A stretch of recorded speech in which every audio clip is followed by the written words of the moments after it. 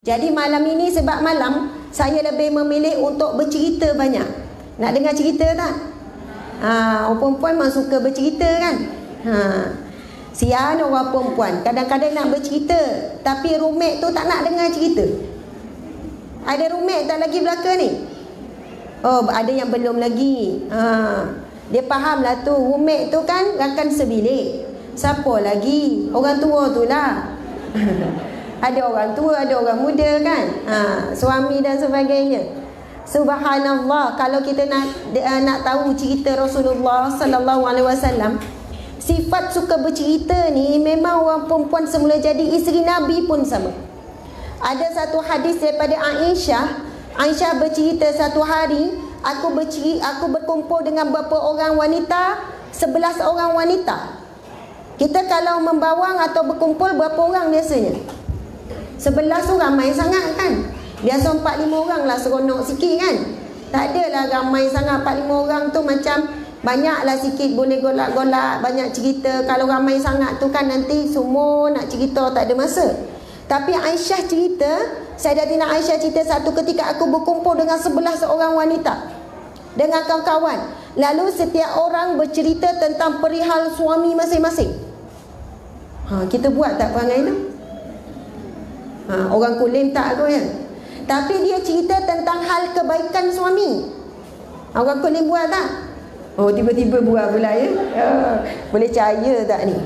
Isi pertama cerita sekian, isi kedua cerita kesekian. Macam mana layanan baik suami, seronok sangat ni. Cerita yang ni pula cerita betapa suami ni kuatnya ibadah. Cerita keempat sampai 11 orang. Tapi yang saya nak cerita, Aisyah bila balik jumpa Rasulullah, wahai suamiku, tak tahulah panggil apa kan, abang ke kekanda ke sayang ke apa ke. Lalu Aisyah cerita sebelah orang ni, dan Nabi, Aisyah kata, pendengar yang sangat baik. Dia menghabiskan masa, meluangkan masa dengar cerita yang panjang tentang 11 orang wanita yang cerita tentang suami. Kalau nak tanya orang lelaki kat sini, agak-agak cerita yang nombor berapa, Tuan-tuan Haji suruh berhenti dah. Yang pertama bang, dia cerita. Lepas tu yang kedua, dah lah berapa orang ni. Mampu tak orang lelaki nak dengar sampai yang ke-11? Nabi Muhammad dengar sampai ke-11. Sayyidatina Aisyah kata, dalam hatiku berkata-kata, begitu baiknya suamiku, betapa baiknya Rasulullah, sampai menunggu sampai habis cerita yang ke-11. Allahu Akbar. Dan kalau kita belajar cara kaedah Nabi pendengar yang baik, kalau time bercakap dengan siapa-siapa pun, Nabi akan palingkan seluruh tubuh menghadap orang tersebut. Kita hari ni kadang-kadang paling muka je. Lagi-lagi ada telefon zaman sekarang. Ya bang, minumlah, makanlah. Mata tengok telefon. Awak macam mana kerja? Tengok telefon balik.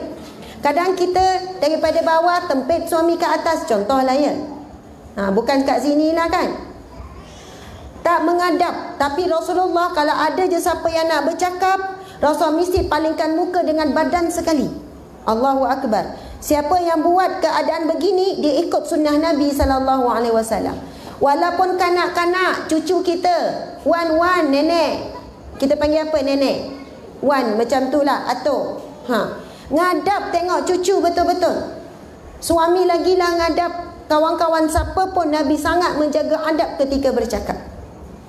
Dan Nabi SAW sangat menghargai apapun yang dibuat oleh orang lain, walaupun benda tu kecil, Nabi akan balas terus dengan doa.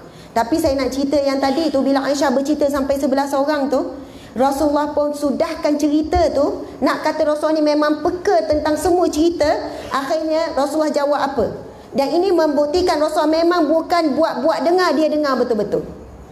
Ada orang, okey, ya. Lepas tu isteri kalau nak test, dia suami dengar betul-betul ke tidak, bang, apa pendapat awak? Cuba tanya. Dia akan tanya balik, pendapat apa? Yang saya cerita panjang-panjang tadi, cerita apa? Baru tahu rupanya, tu dia buat-buat dengar. Tapi Rasulullah, akhirnya Rasulullah buat kesimpulan. Di antara suami-suami yang kamu ceritakan tadi itu, aku seumpama suami sekian dari sudut kebaikan, suami sekian dari sudut kesabaran. Maksud Rasul nak bagi tahu di antara ramai suami yang kamu cerita kebaikan tadi tu, akulah suami yang paling baik terhadapmu wahai Aisyah. Sampai Nabi sebut khairukum li ahli, yang paling baik dengan kamu adalah orang yang paling baik dengan ahli keluarganya. Wa ana khairukum li ahli, dan akulah orang yang paling baik dengan ahli keluargaku. Subhanallah, Allahu akbar.